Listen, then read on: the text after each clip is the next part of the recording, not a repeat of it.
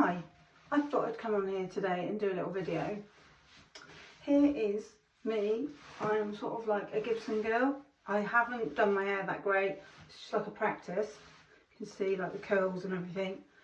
And I've put this little outfit on. And I want to talk about a story that I found out while I was researching the Gibson girl, which I hadn't heard of before. So apparently one of the most famous Gibson girls was a girl named Evelyn Nesbit. Now Evelyn Nesbit was only 16, but she was very, very beautiful, and her mother, unfortunately, the father had died and they had no money whatsoever. So she was spotted by Charles Dana Gibson, who was a famous artist in New York at the time of the Edwardian times in the 1900s, early 1900s. And they were like bohemian people, you know, that were just normal rules didn't apply to them. They were very hedonistic, had lots of wild parties.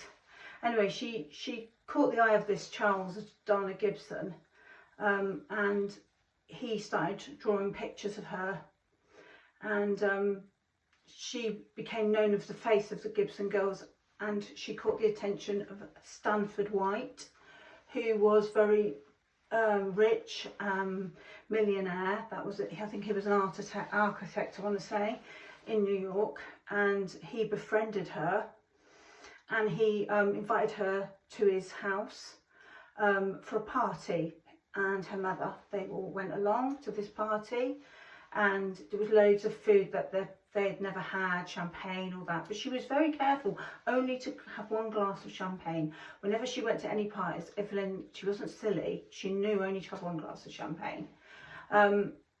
Anyway, her mother, you know, encouraged this because it was they were making quite a bit of money.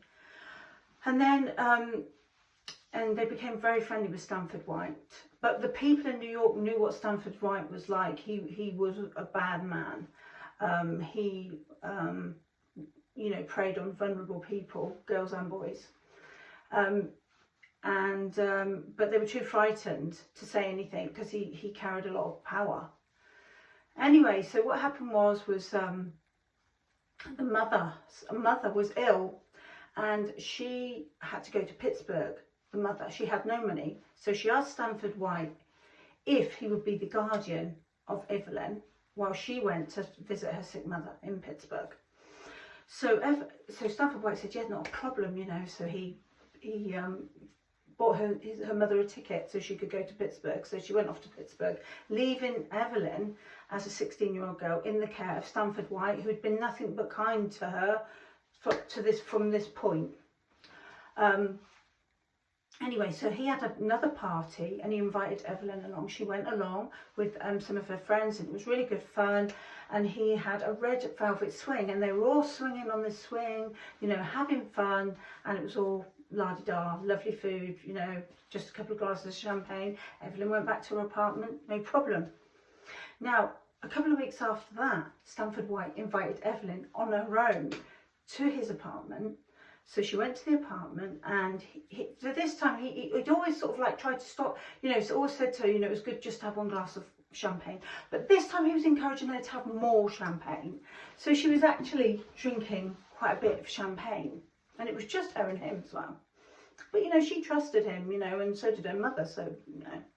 Anyway, so she went back on the red velvet swing, and he was like pushing her along, and then he said, would you like to come upstairs to see a room in his apartment that she'd never seen before? And she said yes.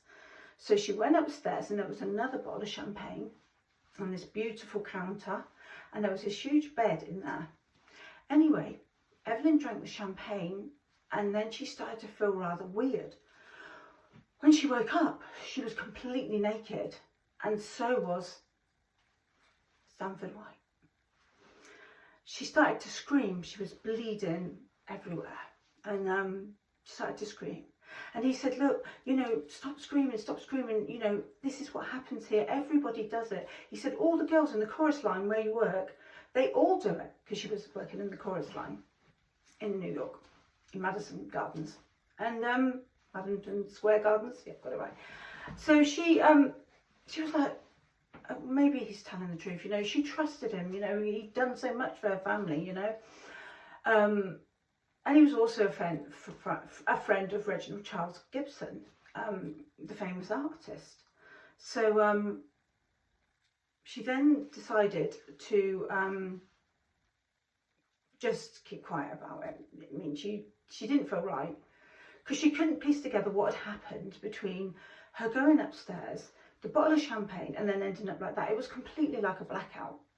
Now, whether she'd just drunk too much, we don't know, or whether she'd been drugged.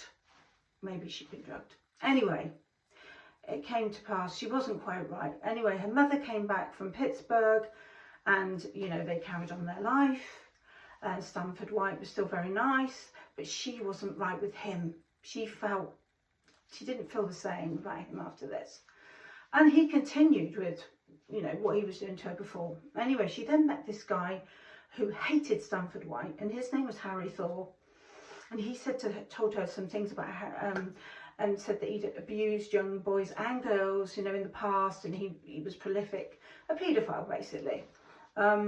Anyway, she was crying, and she ended up telling Harry Thor everything. Now, he already hated Stanford White. Harry Thor was very unstable. He'd been quite spoilt by his mother. His mother at the time was living in Liverpool, and Harry Thor was in New York. He was a multi-millionaire. He had his family were to do with the Coca-Cola business, you know, Coca-Cola, the drink, and also they had stakes in railroads and stuff. He was completely loaded. Anyway, and he was completely besotted with Evelyn, but she wasn't sure, you know, she'd just been abused, she was a mess. Anyway, but she wanted to get away from Stanford White, because although he was very kind to her, he was expecting things from her that she really didn't want to do. She didn't find him attractive. He was 35, 40 years her elder, sorry. She wasn't interested in him.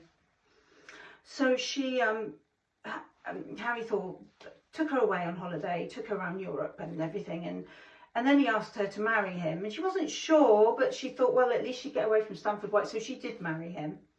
Anyway, she married Harry, but it wasn't great. He was quite abusive. His family hated her. They thought she was a slut. And anyway, one night, her and some friends, they all went to Madison Square Gardens to watch this show called Champagne Mademoiselle. And they were sitting there, and suddenly Evelyn turned round, and to her horror, in walks in Stanford White. Her knowing how much her husband hates Stanford White, especially now that he knows all this stuff about her. Anyway, they were with a party of friends. They were all sat around, and she was really nervous. You know, her stomach was churning over, you know, as the stomach churns. Anyway, and she saw that Harry was getting very irate about the fact that Stanford was there. So she said, let's just all go. Let's just all go somewhere else, or go home. So he agreed. She was quite surprised he agreed. They all were quite surprised that he agreed. So anyway, so they left, and they were walking towards the elevator to go down the stair, down to the bottom floor onto the street. And Harry suddenly disappears. So Harry disappears, and then they hear 3 gunshots. Okay, and they realise that Harry has killed Stanford White. So Stanford White was arrested. He was put in prison. Harry Thor was arrested. Stanford White was dead. Harry Thor was arrested, and he was put into prison. His mother in Liverpool was so angry that her beloved son, was incarcerated, that she took a ship from Liverpool to New York, where she started to pay for psychiatrists, to say that Harry was, you know, not a dangerous mental health person, but somebody who, you know, had something wrong with him, because it was the only way that they were going to be able to, you know, get him out. And then they were suddenly nice to Evelyn, because they knew that if Evelyn took the stand and said, you know, about Stanford White, and, you know, and it could be sort of put down as a crime of passion, there was more chance of Harry Thor getting out. So, and Evelyn really, at this point, you know, she knew that that's probably the best thing that she could do. Anyway, so she So there was about 4 or 5 different trials. Anyway, finally there was the final trial where Harry Thor was put into a mental institution with sort of anxiety and depression and some mental health issues. And Evelyn was living in hiding because the press went mad. It was known as the trial of the century. The press were going mad, and Evelyn's mum, who'd now remarried, was being hounded by them. I think she was in Pennsylvania, and so it was just going on. And then Evelyn became pregnant, and she said it was Harry Thor's on one of her conjugal rights, visiting him in the mental hospital when he was not so mad, she said. Anyway, the family were not happy. He wasn't accepting his child, so she went to Germany with her pregnancy, and she gave birth to a little boy, and his name was Russell. Anyway, Harry Thor eventually did get out of prison, and she was very worried that, you know, he was going to come after her, although he didn't, to be fair. It was very odd. And then she was in a few silent films with her son Russell, where she was in scandal again, because they said, oh, she was only in these films and she was exploiting her son in the films and stuff like that. She didn't get a penny piece from Harry Thor's family or anything, even though she had you know, testified that he was slightly mad, and, you know, he had got a lesser punishment. And then what happened was Harry Thor died, and he left £10,000 to her.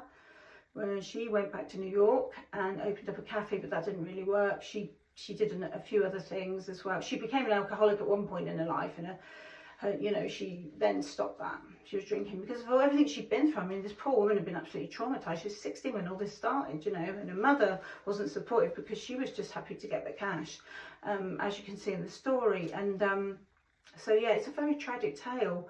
And yeah, so yeah, that's the story of the trial of the century. But it was weird when Harry Thor died, because not only did he leave her 10,000, but he also left some money to a cocktail waitress that nobody had never heard of or known about. He left her money too, so obviously there was more to it than meets the eye with Harry. And then what happened after that was, you know, she carried on, Evelyn. She died, I think, in 1956, and she was still quite poor, so she sold the rights to her story, I think. And I think some stories were made, although a film was made called The Rooftop or something in the 1920s, shortly after everything had gone on. There was another film, which I was quite surprised, that Joan Collins was in, called The Red Swing. I've never seen it. Apparently, The Red Velvet Swing, it's a 1954 film, and it's about this whole story. But I found the story really fascinating as I was trying to do this hairstyle and do the makeup from the time. Anyway, I hope you enjoyed the story, and yeah, you just learn different things. The past is really interesting at times, and I'm hoping to go to New York at the end of this year, because my friend lives in America, and I really want to visit Madison Square Gardens, and especially now I know this tale. Anyway, I hope you enjoyed the story. Have a lovely day, everyone. Bye.